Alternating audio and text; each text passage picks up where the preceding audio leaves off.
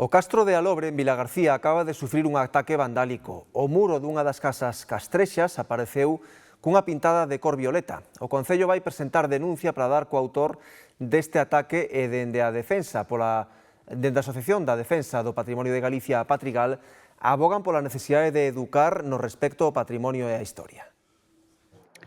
O Castro de Alobre ten máis de 2000 anos de historia. Estivo habitado do século I a.C. ata o III despois de Cristo e foi a orixe da actual Vilagarcía. Nas diferentes campañas de escavacións que se levaron a cabo, rexistráronse máis de 20.000 achados de importante valor histórico, etnográfico e artístico.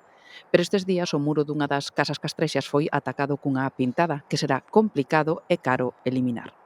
Calquera limpeza da pedra galega require métodos caros, porque a pedra non se pode limpar con chorro de agua, que se perde a mica, entón hai que recurrir pois a láser ou mellor a unha limpeza con un produto moi suave que non deteriore a pedra, porque a pedra é un elemento natural e deteriorable.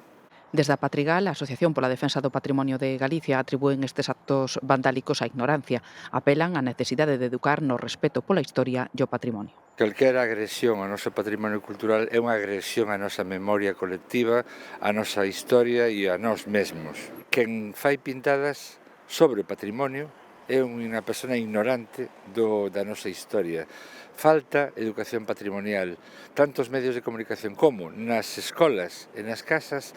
Hai que empezar desde pequenos a concienciar a xente, digamos, aos rapaces, de que eso é a nosa historia, e sin a nosa historia non somos ninguén, somos un pobo que anda polo mundo devagando, non? Na contorna do Castro xa vandalizaron bancos de pedra e mesmo árbores.